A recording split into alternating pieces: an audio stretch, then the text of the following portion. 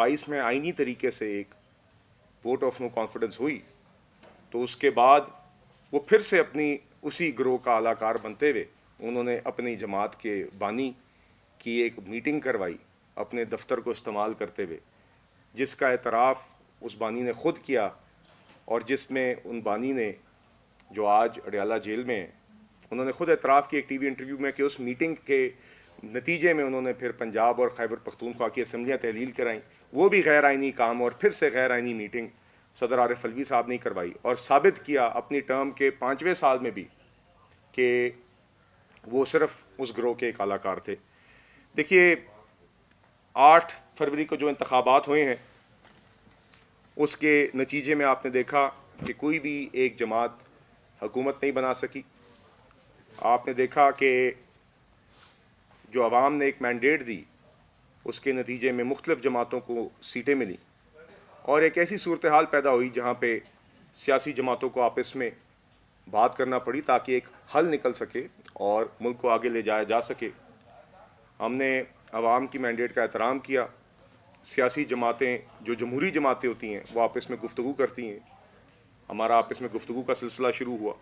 यकीनन मुश्किल हालात हैं और हमने साथ ये भी कहा कि कोई और भी अगर जमातें बना सकती हैं इत्तेहाद कोई हुकूमत बना सकती हैं तो उनको भी अपना काम करना चाहिए। मगर हमने फिर से देखा कि एक ग्रोह उसने किसी से भी बात करने से अपने आप को रोका और कहा कि हम ये काम नहीं करेंगे।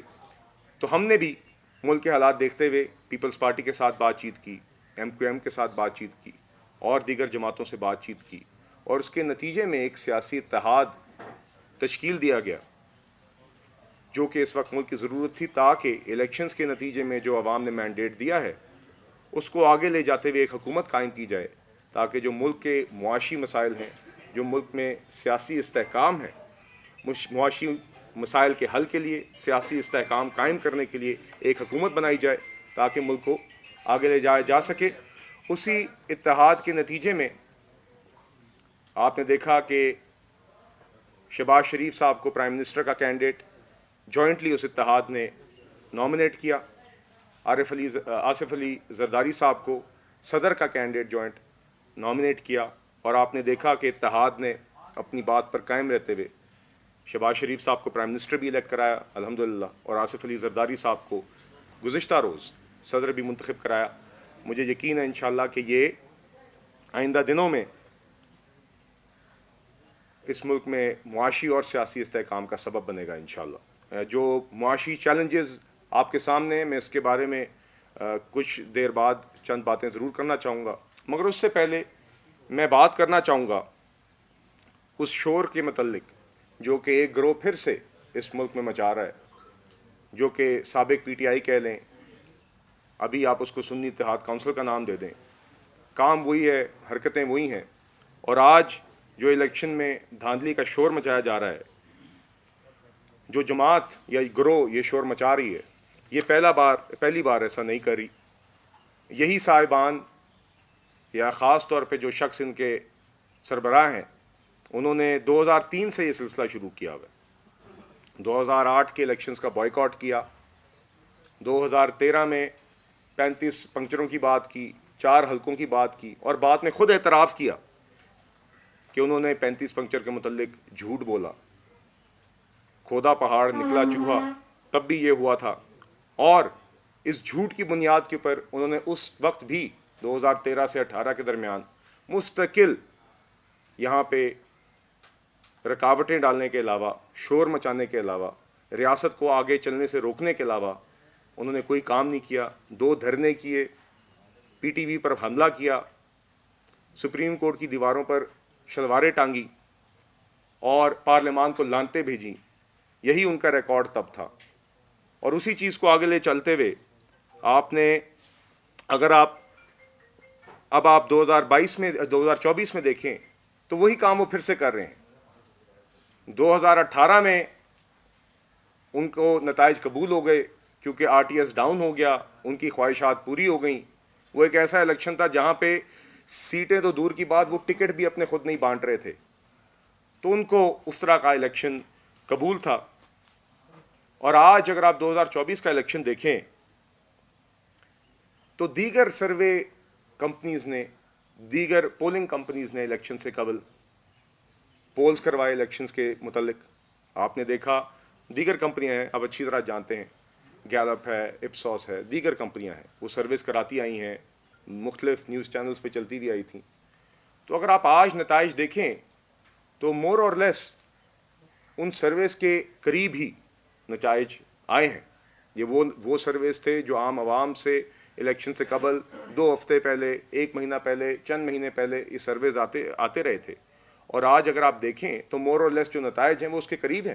ہاں، ہم یہ سمجھتے ہیں، ہمیں یقین اس بات کا افسوس ہے کہ ہم بطور جماعت، میں مسلم لیگ نون کا ایک کارکن آپ کے سامنے بیٹھا ہوں، ہماری اپنی توقع تھی کہ وہ جو سرویز میں نتائج آ رہے تھے یا جو نتائج آخر میں آئے ہیں، ہم خود توقع کر رہے تھے کہ ہم اس سے زیادہ سیٹیں حاصل کریں گے.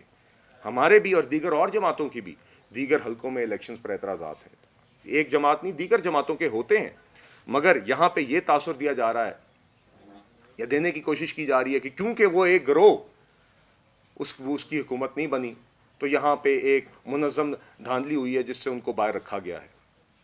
کیونکہ ان کو عادت یہی ہے کہ کورٹس ہوں تو گڈ ٹو سی یو والے کورٹس ہوں، اور الیکشن ہوں تو 2018 کے RTS ڈاؤن والے الیکشن ہوں.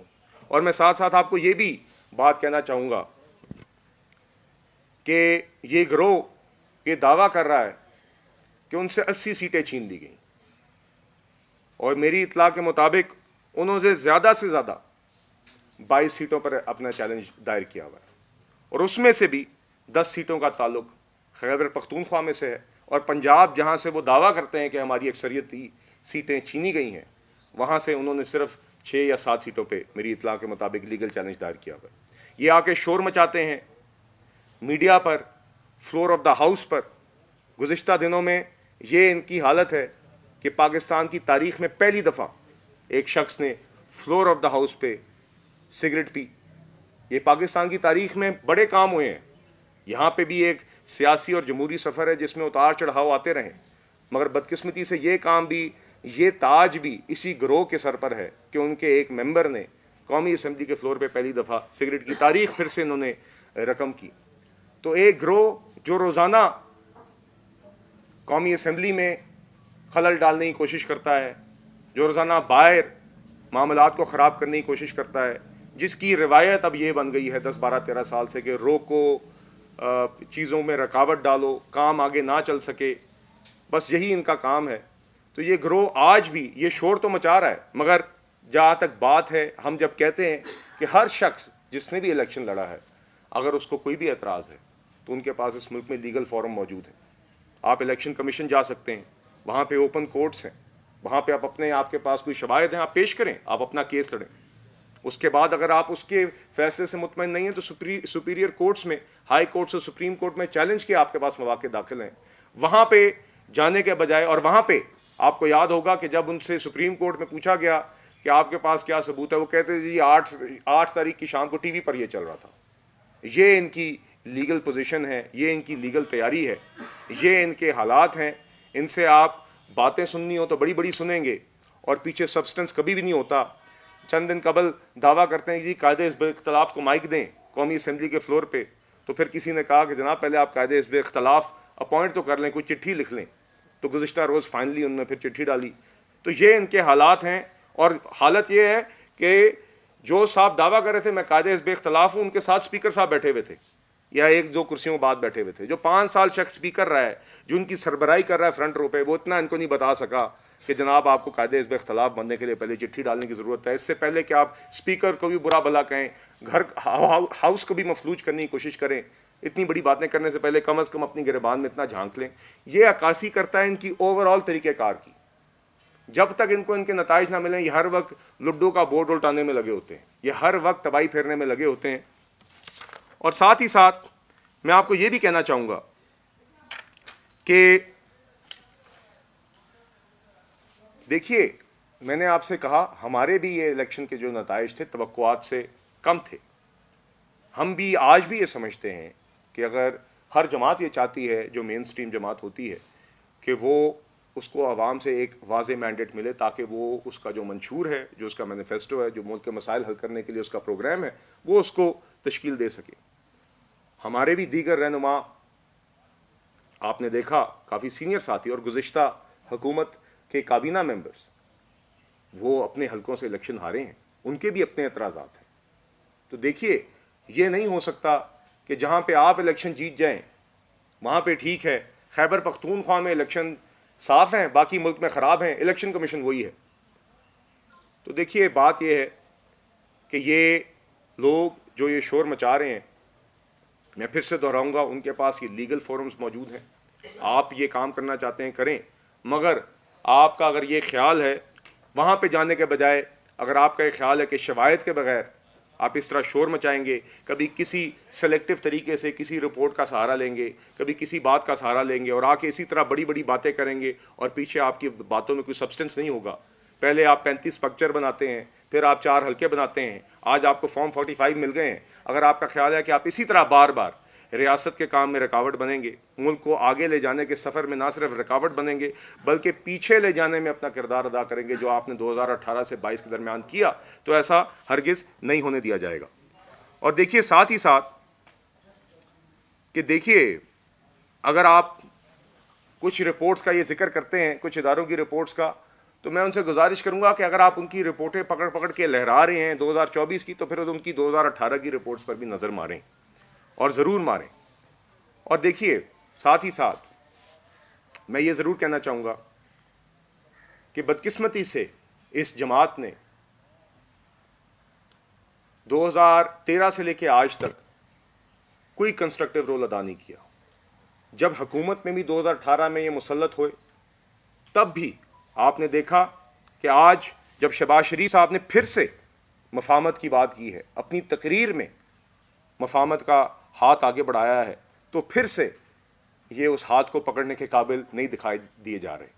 آپ نے دیکھا 2018 میں جب یہ وزیر اعظم مسلط ہو گئے یہ صاحب جو آج اڈیالہ جیل میں, اس کے بعد بھی چلیں آپ نہیں بنتی آپ کی کرسی, آپ اس منصب کے لیے نہیں ہیں, چلیں آپ کو کسی طرح بٹھا دیا گیا, اس کے بعد بھی وہ شخص اپنے آپ کو اس کرسی کے منصب کے اوپر فائز کرنے کی کوشش کرتا ہوا بھی نظر نہیں آیا.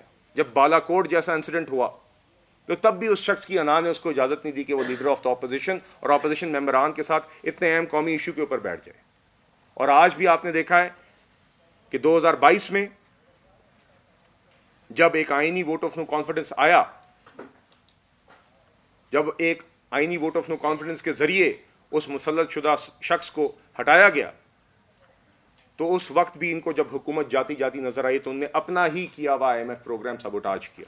ان نے اپنی ہی کی ہوئی IMF کے ساتھ شرائط توڑی اور پروگرام کو خراب کیا, پروگرام سسپینڈ ہوا اور پاکستان کو ڈیفالٹ کے نہج پر دھکیلا. اور جب ہماری حکومت آئی پاکستان کے مفاد میں 2022 اپریل 2022 میں جب ہماری حکومت آئی, پاکستان کے معاشی مفاد میں ہم نے انہی کا کیا ہوا PTI کا IMF پروگرام ہم نے ریوائیو کیا, کیونکہ اس وقت ملک کی ضرورت تھی کہ ہم ایک IMF پروگرام میں ہوں تاکہ جو زر مبادلہ کے ذخائر کا کرائسس ہے اس کو فوراً ہم روک سکیں. پاکستان میں جو ڈالرز کی قلت ہے اس کو ہم فوراً روک سکیں تاکہ ملک میں ڈیفالٹ نہ ہو اور سری لنکا جیسے حالات نہ ہو. مگر تب بھی ان سے نہیں رہا گیا.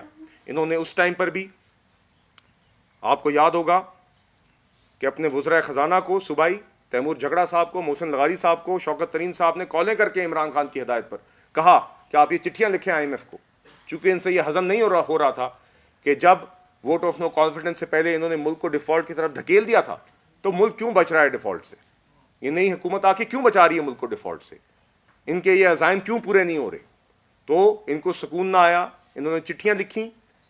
آپ کو تیمور جھگڑا اور شوکت ترین کی بالخصوص آڈیو لیک یاد ہوگی جس میں واضح طور پہ یہ بات ہو رہی تھی کہ IMF کو چٹھی لکھی جائے تاکہ یہ IMF کا پروگرام ریوائیو نہ ہو سکے. بہانہ بنایا صوبے کے حقوق کا, اور حقیقت یہ تھی جو یہ تسلیم نہیں کر رہے تھے آڈیو لیک سے پہلے کہ مقصد یہ تھا کہ یہ IMF کا پروگرام کسی طرح ریوائیو نہ ہو, اور بعد میں یہ آڈیو لیک سامنے آئی. بدقسمتی سے یہ مثال میں اس لیے آپ کو دے رہا ہوں چونکہ آج بدقسمتی سے ہم اسی کام کا تسلسل دیکھ رہے ہیں.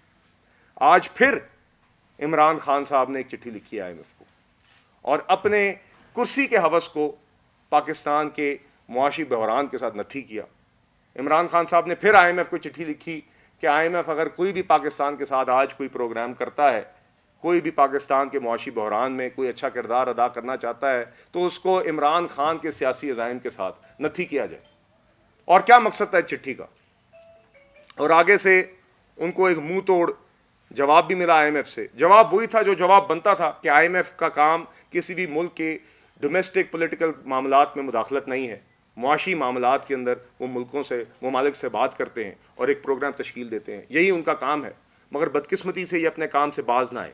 وہی لوگ جو پہلے ڈونلڈ لو کی باتیں کرتے تھے آج امریکہ جا کے لابی فرمز ہائر کر کے اسی امریکہ کو کہہ رہے ہیں کہ آ کے مداخلت کرو.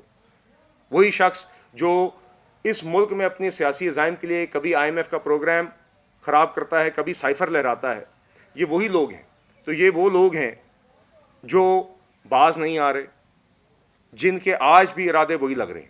مفاہمت کی ہم ان سے بات تو کر رہے ہیں, مگر 9 مئی کی دہشت گردی کرنے کے بعد بھی ان کو سکون نہیں آ رہا. زمان پارک میں پولیس اہلکاروں کے اوپر پیٹرول بم پھینک کر بھی ان کو سکون نہیں آ رہا. شہداء کی یادگاروں پر بھی حملہ کر کے ان کو سکون نہیں آ رہا. ریڈیو پاکستان کی بلڈنگ پر بھی حملہ کر کے ان کو سکون نہیں آ رہا. جناح ہاؤس کو جلا کر بھی ان کو سکون نہیں آ رہا. جوڈیشل کمپلیکسز پر حملے کر کے بھی ان کو سکون نہیں آ رہا. اور آج پہلے آپ کو یاد ہوگا 9 مئی کے حوالے سے کہ جب 9 مئی کا حملہ ہوا تو اس کے چند دن بعد عمران خان صاحب نے خود یہ کورٹ کے پریمیسز سے یہ بات کی تھی کہ اگر یہ ہماری بات نہ مانی گئی تو پھر سے ہم اسی طرح سڑکوں پہ نکلیں گے. انہوں نے اعتراف کیا تھا اور لا تعلقی کا اظہار کرتے کرتے بھی ان کو 2 ہفتے گزر گئے تھے. ایک بالکل خالی سا کھوکھلا سا انہوں نے بعد میں لا تعلقی کا اعتراف کیا اور کہتے ہیں کہ جی ہم نے تو جا کے اپنے ہاتھوں سے حملے نہیں کیے ہمارے لوگوں نے. کیا حسان نیازی ایک گاڑی کے اوپر کھڑا ہوا افواج پاکستان کی وردی کی بے حرمتی کرتا ہوا نظر نہیں آیا آپ کو؟ کیا ان کے لیڈران آپ کو لوگوں کو جناح ہاؤس پہنچاتے ہوئے GHQ کے گیٹ پر لاتے ہوئے نظر نہیں آئے؟ آپ کہیں کہ آپ بکریوں کو پانی پلانے تالاب تک لے جائیں اور کہہ جائیں اگر اس نے پی لیا تو یہ ان کی غلطی ہے. تو یہ ان کے کام ہے اور آج بھی ان کے رویے میں کوئی تبدیلی نہیں نظر آ رہی. میں آپ کو پھر سے کہنا چاہوں گا کہ آپ نے دیکھا کہ ہماری جماعت نے مشکل حالات میں بھی ہمیشہ مفاہمت کا ہاتھ بڑھایا ہے. 2013 سے 18 کی حکومت کے درمیان بھی جب یہ باہر کنٹینروں پر تھے اور پارلیمان پر لانتے بھیج رہے تھے تو تب بھی الیکشنز ایکٹ کی جب لیجسلیشن ہو رہی تھی, پارلیمنٹری کمیٹی کا یہ لوگ حصہ تھے, تب بھی ان کے لوگوں کو اس عمل میں شامل رکھا گیا تھا. یہ باہر کنٹینروں پر تھے تب بھی ہم نے جمہوری عمل میں ان کو شامل رکھا تھا. شہباز شریف صاحب نے بار بار ان کی طرف ہاتھ بڑھایا ہے, مگر بدقسمتی سے ان کے اندر یہ چیز ہی نہیں ہے.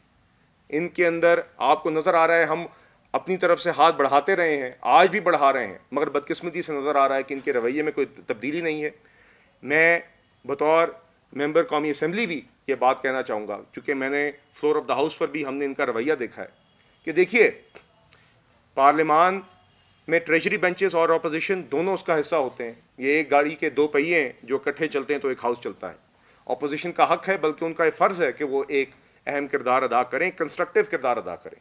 عوام کے مسائل کے اوپر کوئی بھی ان کے پوائنٹس ہے, ڈس ایگریمنٹس ہے, حکومتی پالیسیوں پر تنقید ہے, اصلاح ہے, اس کی نشاندہی کرنا بھی ان کا کام ہے. مگر بدقسمتی سے ہمیں ابھی تک یہ نظر نہیں آیا. ہمیں رویہ یہی نظر آ رہا ہے کہ ہم اس ہاؤس کو نہیں چلنے دیں گے, ہم یہاں پہ دوسری جماعتوں کے لیڈران کو گالیاں دیں گے, ہم ہاؤس کے باہر بھی حکومت کو روکنے کی کوشش کریں گے, ہاؤس کے اندر بھی لیجسلیشن کو روکنے کی کوشش کریں گے. تو اگر آپ کا یہ خیال ہے کہ آج جن معاشی چیلنجز کے لیے اس سے نمٹنے کے لیے عوام نے ایک مینڈیٹ دیا ہے اور ہماری حکومت جو یہ بنی ہے, اگر آپ کا یہ خیال ہے کہ آپ اس حکومت کو مفلوج کر سکتے ہیں, عوام کے مسائل حل کرنے سے روک سکتے ہیں, تو یہ آپ کی غلط فہمی ہے. اگر آپ کا یہ خیال ہے کہ آپ اس ہاؤس کو مفلوج کر سکتے ہیں تاکہ یہاں پر عوام کے مسائل پر ڈیبیٹ نہ ہو اور عوام کے مسائل کے حل کے لیے لیجسلیشن رک سکے, تو یہ آپ کی غلط فہمی ہے. مفاہمت کا ہاتھ ضرور بڑھے گا, مگر اگر کسی کا بھی یہ خیال ہے اور اس گروہ کا اگر یہ خیال ہے کہ یہ حکومت کو یا پارلیمان کو مفلوج کر سکیں گے, تو ان کی غلط فہمی ہے. 10-12 سال سے ہم ان کے تماشے دیکھ رہے ہیں. ہم مفاہمت کا ہاتھ ضرور بڑھاتے ہیں, مگر نہ ہم نے پچھلے 10-12 سال میں ان کی حرکات کی وجہ سے عوام کے کام اور عوام کے مسائل کا حل روکا ہے, نہ آج روکیں گے انشاءاللہ. ہم امید کرتے ہیں کہ یہ اب سدھر جائیں اور سیکھ جائیں اور آخر میں کوشش کر لیں کہ کوئی ان کے اندر جمہوری چیز آ جائے تاکہ معاملات آگے چل سکیں, بہتر طریقے سے چل سکیں. مگر یہ ان کی مرضی ہے. مفاہمت کا ہاتھ ہماری طرف سے بڑھتا رہا ہے, بڑھتا رہے گا, کوشش جاری رہے گی, مگر ان حرکات کی وجہ سے کوئی کام رکے گا نہیں. انشاءاللہ شہباز شریف صاحب کی حکومت, پنجاب میں مریم نواز شریف صاحبہ کی قیادت میں جو حکومت ہے, یہ عوام کے مسائل کے حل کے لیے کام کرتی رہے گی. انشاءاللہ معاشی چیلنجز بھی بہتر کریں گے, غربت بھی کم کریں گے انشاءاللہ, لوگوں کی قوت خرید بھی بڑھائیں گے. پاکستان کے جو کرونک معاشی مسائل ہیں, سرکولر ڈیٹ جیسے, آپ کے جو اسٹیٹ اونڈ انٹرپرائزز ہیں ان کے ریفارمز, FBR کے ریفارمز, تاکہ ہم ٹیکس نیٹ وائڈن کر سکیں, دیگر جو اس طرح کے ایشوز ہیں, روزگار بڑھانے کا معاملہ ہے, اس کے حل کے لیے آپ کو ہم کام کرتے ہوئے نظر آئیں گے. تو اسی کے ساتھ میں آپ سب کا شکریہ ادا کرتا ہوں جی. اگر آپ کا کوئی سوال ہے تو بتائیے جی.